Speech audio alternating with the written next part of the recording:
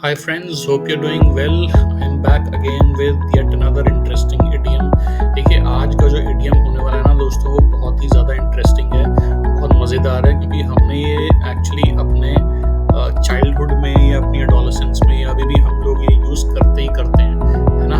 आपने सुना होगा जब हम बोलते हैं कि कोई ना तिल का ताड़ बनाता है या राई का पहाड़ बनाता है, तो this is exactly what the idiom is all about. In English it is called making a mountain out of a molehill, है ना? यानी कि एक मोल हिल जानते हैं ना, मोल हिल होता है एक छोटा सा तिनका, उसको बहुत बड़ा कुछ इशू बना देना. जैसे ये आप अपने पेज पे देख पा रहे हैं, इसमें लिखा हुआ है to exaggerate a small problem into something big. Problem थोड़ी सी है लेकिन ड्रामा उस पर बहुत ज़्यादा किया गया है. ठीक है, चलिए इसको बेहतर है, इसको समझते हैं एग्जाम्पल से.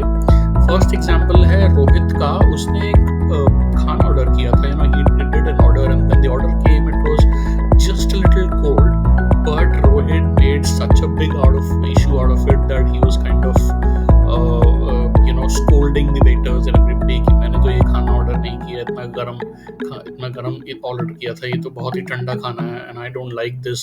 So he created a ruckus basically. He actually made a mountain out of a molehill, इतना छोटे इशू का जितना वो डिजर्व नहीं करता था वो इशू, है ना? अब सेकंड एग्जाम्पल पे आते हैं दोस्तों. सेकंड एग्जाम्पल है कि कुछ लोग जो होते हैं वो छोटी सी बात का बड़ा इशू बना सकते हैं. फॉर एग्जाम्पल किसी को थोड़ा सा दर्द होगा तो वो बताएंगे कि मुझे बहुत ज़्यादा दर्द हो रहा है, you know I am in pen. In fact अगर आप देखेंगे छोटे बच्चे जो होते हैं ना वो माहिर होते हैं उस चीज़ में. वो अगर उनको थोड़ी सी भी लग जाए तो they will come back running to their parents and tell them कि देखो मेरे को कितनी ज़्यादा लग गई है और मेरे को कितनी चोट लगी है. And they cry a lot. They actually create a mountain out of a molehill in a very funny way. I'm saying, I'm not saying that it's offensive or something, but मैं एक बहुत funny way में जो है वो बात बता रहा हूँ आपको. ठीक है, फिर तीसरा एग्जाम्पल देखते हैं. ये तो देखिए कॉर्पोरेट्स का है और ये होता ही रहता है. कई बार क्या है, जैसे आपने कोई ईमेल लिखा बॉस को या किसी क्लाइंट को या किसी भी थर्ड पार्टी को, लेकिन उसमें हुआ ये कि कुछ गलती चली गई which is inadvertent, you know, जो आपकी गलती नहीं थी, which you didn't want to do, by mistake हो गया. ठीक है, तो उसमें आपका बॉस आके एकदम से आपको सबके सामने डांटना शुरू कर दे एंड बोलना शुरू कर दे कि भाई ये कैसे हो गया, it was such a huge mistake, ये तो बिल्कुल भी नहीं होना चाहिए था. यू नो, डांटना is not done in such a trivial thing. Basically trivial देखिए एक नया वर्ड है, ये भी हम करेंगे डेफिनेटली. ट्रिवियल का वैसे मतलब बता देता हूँ, ये होता है कुछ छोटा सा, you know, small issue, basically that's called trivial. तो इस छोटे से इशू को लेके अगर बॉस ज़्यादा ही डांट रहा है, if he goes overboard, then he is creating a mountain out of a molehill. ये हमारे कॉर्पोरेट्स में होता ही रहता है.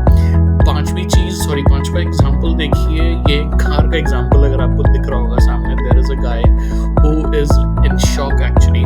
वो वरिड है, बड़ा शॉक्ड है देख के कि उसकी नई कार पे एक स्क्रैच आ गया है. ये हम सबके जीवन में होता है दोस्तों. कुछ भी नई चीज़ लेते हैं, उस पर थोड़ा सा भी स्क्रैच आ जाए या कुछ भी उस पर कुछ लग जाए तो हमको बड़ा बुरा लगता है. We kind of over react because it's new, but it's not something that should be done. But then वो हमारा नेचुरल रिस्पॉन्स होता है, which is fine. But to create a mountain out of a molehill of such a small thing is an issue. अगर उस बात का हम बड़ा पतंगड़ बना देंगे तो वो गलत हो जाएगा, है ना? तो दोस्तों ये था आज का वर्ड. आई होप आपको ये पसंद आया होगा और आप इसको यूज़ करेंगे जहाँ भी अप्रोप्रिएट इसका वो है मौका मिलेगा आपको. और यू विल स्टार्ट सीइंग कि आपको ऐसे रिजल्ट्स मिलना